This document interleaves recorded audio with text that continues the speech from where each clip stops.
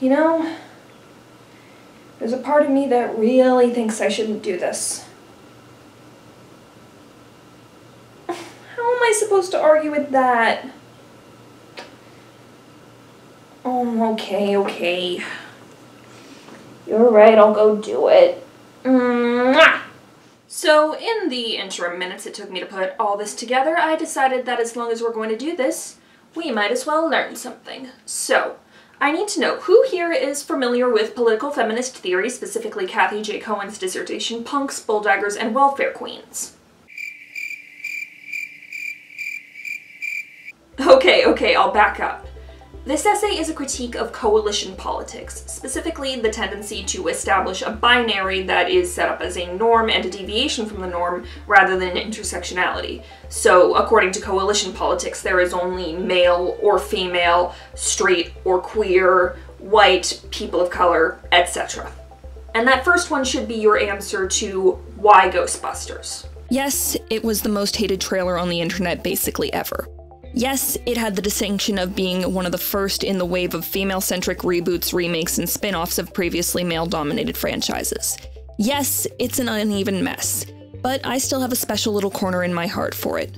And ironically, its divisive reception makes it the poster child for coalition politics, even if some of their attempts to address it were pretty clumsy. And you shouldn't be reading this stuff. You're not supposed to listen to what crazy people write in the middle of the night online. Look at bogus equipment. You know what? I'd love you to meet me any place, any time. Yeah, that was not humanity's best moment, but let's take a moment to actually look at that male-female dichotomy, because it's not completely unfounded. There was a bit of a running commentary that everybody in this movie who was a man happened to be an idiot, a jerk, or both. Honestly, I thought it was more that everyone who wasn't one of the Ghostbusters fell into those categories. Not even the fabulous Cecily Strong escapes unscathed, but the problem is still there. Which was really a bummer because there is actually a level of sexism in the STEM field that doesn't get addressed that much. They had a chance to make some clever commentary that might have separated it a little more from the original film, but instead we just get Chris Hemsworth playing what 90% of fanfiction writers think Thor is like. We will discuss that at a later date and focus on Kevin in the here and now. So Kevin is one of those characters who really should have a Darwin Award by now, but I actually like him because he does subvert a lot of tropes. He never belittles the four Ghostbusters or thinks less of them for being women. If anything, he looks up to them and wants to be like them. And that's really refreshing. And Chris Hemsworth is clearly having a lot of fun playing with him. If more characters in movies were like Kevin, I don't think this movie would have been as divisive. But everyone else is just so unnecessarily unpleasant to the team that it makes it harder to enjoy the movie. If they were going to bother with that, they should have just gone all in on the sexism. I mean, coding is all well and good, and I'm sure that a lot of women in STEM who saw this movie related to the Ghostbusters, but really, they should have gone in all the way and done a better job addressing it if that was their angle. Even Kevin, bless his dumb little heart, is a missed opportunity for commentary. There could be something in his cavalier insistence that he helped the team save the day, but instead they just laugh it off as Kevin being his usual dumb, lovable self. He's not worth getting upset over, he just doesn't know what he's doing. Yes, honey, I'm sure you saved the world. Now mommy needs to do her tax returns, so can you go play somewhere else? Kevin is the closest thing the movie has to a sympathetic male character, and even then a lot of the jokes are more about laughing at him than with him, to the point where it can feel just plain mean-spirited. Because men are dumb, and that's funny, right? Because this is empowering to women, right? Because this is feminism, right? No! It's feeding the misconception that feminism is just about replacing the patriarchy with the matriarchy, when really it should be about dismantling gender-based systems of power altogether! A greater issue is that they're trying to make subtext into text. The extended cut expands on Kristen Wiig's character, giving greater context to her desperation to be taken seriously as a member of the scientific community, which again, is really hard to do when you're not a member of Team Y chromosome. Which is probably why her character, Erin Gilbert, is the only one with an arc. Buried under a mountain of cringe humor.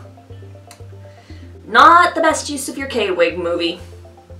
Erin has internalized a lot of doubts and other issues because of her childhood bullying. She demonstrates an understandable need to be accepted and respected, and consequently suppresses much of her personality so that people will like her. Yeah, that totally doesn't feel familiar. The arc of learning to accept herself and her teammates is patchy, often feeling like her progression is oscillating based on the needs of the plot, or taking a backseat while the actors improvise. Which is nice if you want to see some funny, talented people having a good time, but not great for a movie that's supposed to be plot-driven.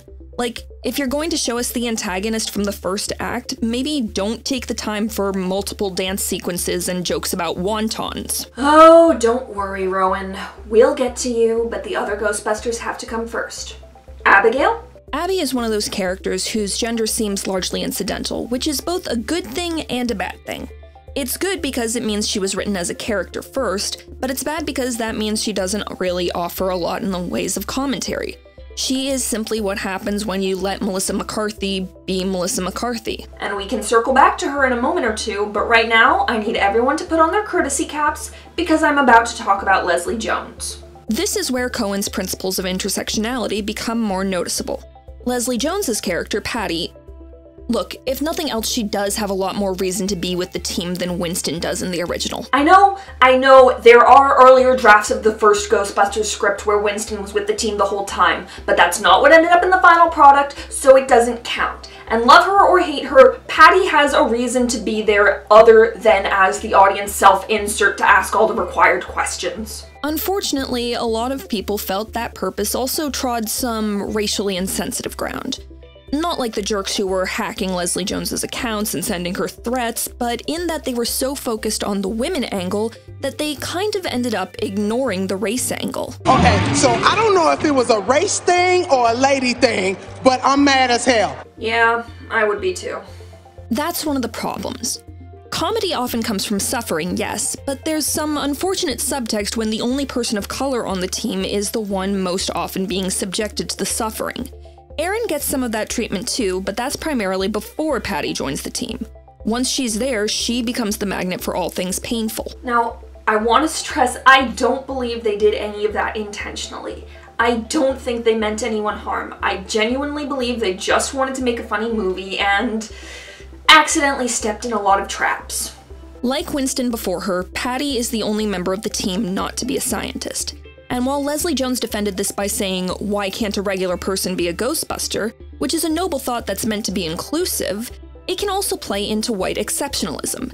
Patty, the one black woman, is regular, where her three white colleagues are extraordinary. And this is where I want to bring Abby back up again, because originally it was going to be switched, and Patty would have been played by Melissa McCarthy, while Leslie Jones played Abby. Obviously, that wouldn't have fixed every problem, but it would have addressed that one major issue and made it less problematic.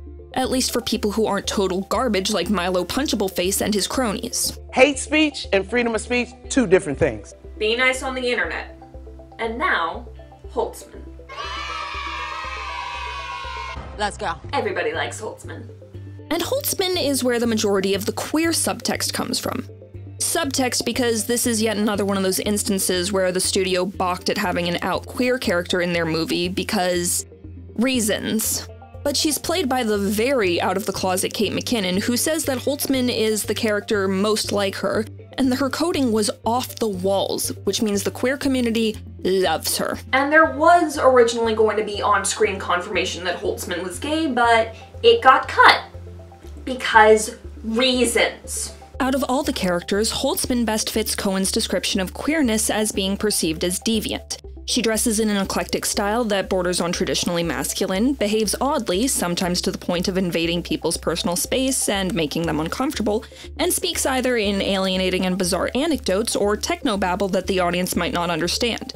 But rather than punish her for that deviancy, the film frames her as being empowered for it. Although really, none of the main characters are explicitly heterosexual. Erin is the only one in both cuts who expresses any real interest in men, with her awkward attempts to hit on Kevin, who is oblivious to her interest. All the others seem to realize that he's aesthetically pleasing, but none of them are attracted to him. And Erin's biggest ship partner in fandom and fanfiction is actually Holtzman. It's even possible to read the movie as a metaphor for the discovery of queer identity if you use the call to ghost hunting as a surrogate for queerness. Erin originally embraced her identity, then rejected it in exchange for social acceptance before coming to terms with it again with the help of her community.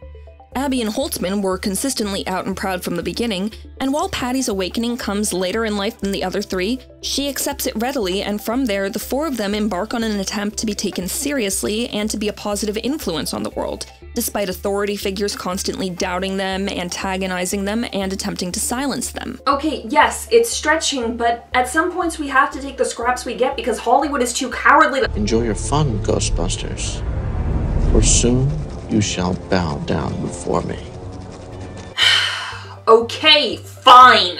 At times, the film suffers from trying too hard to lean into the male versus female coalition politics, and possibly the most overt example of this is the choice to make the villain an ill-tempered, white, cisgendered man who believes that he is justified in starting the apocalypse because he was bullied as a child and pretty low on the pecking order as an adult too. I will not say how relevant this feels. Nope, nope, nope, nope, nope, nope, nope. Okay, I will say this. It's a good example of how toxic masculinity can affect just about anyone. Rowan North isn't the ideal standard of masculinity, but he suffered for that and internalized a lot of negative feelings as a result. And this is contrasted with how the four protagonists are constantly being maligned by their co-workers, others in their field, and the authority figures around them, yet still try to do the right thing. Commentary. Unfortunately, it's undercut by just how simple and boring Rowan is as a character. It's okay to have a villain with basic motivations, but you still have to make them interesting to watch. That's why Rowan becomes a lot more interesting once he's dead and/or possessing Kevin. He becomes gleeful in his villainy, and because he's enjoying himself, it becomes more enjoyable to watch. Chris Hemsworth's natural charisma also doesn't hurt there. Okay, we're going to put the review on hold for a moment so that I can get something off my chest. It's really easy for me to tell they're shooting in Boston and not New York. Don't think that Red Sox ghost in the extended cut is gonna cut it with me, movie. I mean, why not just set the film in Boston? It's not like we're lacking for institutes of higher learning and historical sites, and it might have assuaged some of the more pedantic haters to have it not be in New York. Seriously, why does it always gotta be New York? What, you think you're better than me? Huh? Is this punishment for the Affleck brothers? Was giving you Chris Evans not enough of an apology? We gave you Captain freaking America! I'm done. I'm good. So, what haven't we addressed yet? Neurodivergency. In addition to her queer fan base, Holtzman got a lot of love from the neurodivergent community, many thinking that she was coded to be on the spectrum, based on a lot of things, but especially this scene. Physics is the study of the movement of bodies in space, and it can unlock the mysteries of the universe, but it cannot answer the essential question of what is our purpose here. And to me, the purpose of life is to love, and to love is what you have shown me. Oh, you little cinnamon roll! Now, as I've stated before, I'm not one for diagnosing fictional characters, but here, I totally get it. Even if it is only subtext, there is power in this kind of positive representation, especially for women, as neurodivergency is much more often a trait shown in male characters, either openly, like in Forrest Gump and Rain Man, or through coding, like in Community and The Big Bang Theory. A character like Holtzman is immensely validating because she speaks to an underrepresented group and uses coding without devolving into stereotypes. Of course, she's never actually confirmed as such, but again, I have to repeat that sad mantra. It's better than nothing, which is kind of this movie in a nutshell. Because it does have reason to exist. I'm not going to lie, it frustrates me that the only way Hollywood thinks they can make mainstream female-led movies is by doing reboots and spin-offs of established male-led franchises, but I'm still glad these movies are getting made at all. More, please! Ghostbusters Answer the Call is not perfect by any measure, but it does provide a demonstration of coalition identity politics and how it can both succeed and fail in its applications. With any luck, it'll be a foundation for future movies to do even better. And it also makes a good case for why we need to leave coalition politics behind and embrace intersectionality. Otherwise, we end up with reactions like this. I don't understand. How can they be black? They're women. I think they might be both. And remember, just as the original Ghostbusters might have been your childhood, this movie might be someone else's, so let them have it without being a jerk, even if it is different. Merci beaucoup for watching, everyone. If you like what I do, please like the video, leave a comment, share it around to your friends, subscribe, anything that could help my channel reach a wider audience. I love making these videos, I love talking about these subjects, and I'd love to do it more. Please also feel free to follow me on Facebook and Twitter. I love talking to you guys, I love answering questions there. It's just a lot of fun. If you're feeling generous and you're not paying rent on a firehouse, please come support me on Patreon. You can choose future episodes, you can vote on Lady of the Month, you can be considered for cameos, all a lot of fun. The links are in the description, and I will see you soon. A bientôt!